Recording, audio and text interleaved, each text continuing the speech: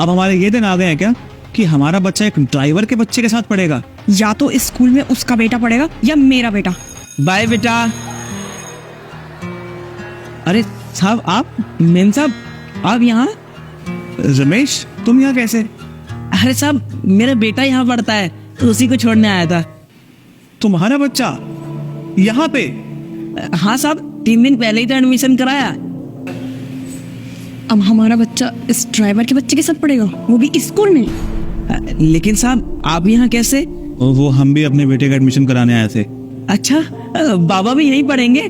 बहुत अच्छा हो गया साहब। अब मेरा बेटा आपके बेटे के साथ पढ़ेगा तो कितना कुछ सीखेगा वो। ये सब तो छोड़, पहले मुझे ये बता कि यहाँ तेरे बच्चे का एडमिशन कैसे हुआ? यहाँ की फीस तो बहुत ज्यादा है ना? साहब, वो तो भलाओ प्रिंसिपल साहब का। उन्होंने मेरे बच्चे का रिपोर्ट कार्ड देखा और उनके पास एक रिजर्व सीट बची हुई थी, उन्होंने मेरे बच्चे को दे दी। कितना अच्छा हुआ ना साहब? हाँ ठीक है। सुनो, या तो इस स्कूल में उसका बेटा पढ़ेगा या मेरा बेटा। तुम ना कुछ भी करो, मुझे नहीं पता। चलो प्रिंसिपल से बात करते हैं चल के। सर, ये आपने स्कूल का क्या मजाक बनाया हुआ है? आप तो कहते हैं स्कूल सबसे अच्छा स्कूल है गुड़गांव का, और ये सैनिटरी स्कूल का ये क्लास बनाई है आपने स्कूल की? अरे सिंघानिया साहब, क्या हो गया? आप एक काम कीजिए, आप पहले बैठिए फिर मुझे बताइए क्या हुआ। क्या हुआ? वो जो आदमी बाहर गया ना अभी, रमेश, वो ड्राइवर है मेरा। अच्छा, रमेश आपका ड्राइवर है? ये तो बहुत अच्छी बात है। क्या अच्छा है इसमें? अब हमारे ये दिन आ गए हैं क्या कि हमारा बच्चा एक ड्राइवर के बच्चे के साथ पढ़ेगा? अब कैसी बातें कर रहे हैं सिंघानिया साहब? पर सर, आप तो ये बात कहा करते थे कि इस स्कूल में बहुत ऊंचे ऊंचे खानदान के और अच्छे खानदान के बच्चे पढ़ते हैं, लेकिन मैं क्या देख रही हूँ, उस ड्राइवर की औकात है कि उसका बच्चा हमारे बच्चे के साथ पढ़े। आपने सोचा है कि हमारे बच्चे पे इसका क्या असर पड़ेगा? हाँ सर, आपने एक बार भी नहीं सोचा उस ड्राइवर के बच्चे को एडमिशन देते हुए कि इस स्कूल की रेपुटेशन और स्टैंडर्ड के बारे में? सर, अब हम डिसाइड कर लीजिए कि आप चाहते हैं आपके स्कूल में हम जैसे लोगों के बच्चे पढ़े या लो स्टैंडर्ड वाले लोगों के बच्चे। आप लोग 1 मिनट रुकिए, वो जो बाहर भाई साहब अभी गए उनको बुलाइए। आपने बुलाया सर? हाँ, बैठो जरा। रमेश, तुमने मुझे बताया नहीं कि तुम सिंघानिया साहब के यहाँ पे ड्राइवर हो। सर क्या हो सर, कुछ गलती हो गई क्या सर?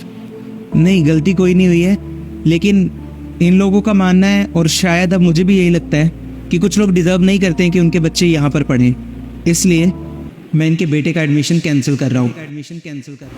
सर, आप भी क्या बात कर रहे हैं? हमारे बेटे का एडमिशन कैंसिल? जी सिंघानिया साहब, सही सुना आपने। मैं नहीं चाहता कि मेरे स्कूल में ऐसा कोई भी बच्चा पढ़े जिसके पेरेंट्स की सोच आप जैसी हो। क्या कह रहे थे आप?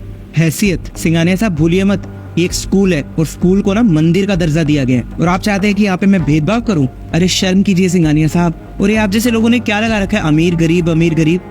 हमारे बच्चे यहाँ पढ़ेंगे, उनके बच्चे वहाँ पढ़ेंगे। विद्या पर सबका बराबर का हक होता है, और अगर सब लोगों की सोच आप जैसी होती ना, तो आज किसी रेहड़ी वाले रिक्शा वाले के बच्चे IAS IPS ऑफिसर नहीं बनते। और आप जैसे लोग तो चाहते ही हैं कि गरीब हमेशा गरीब ही रहे और अमीर और अमीर होता रहे। एक बात बताऊं आपको, हमारा देश हमेशा पिछड़ता रहा है भेदभाव की वजह से।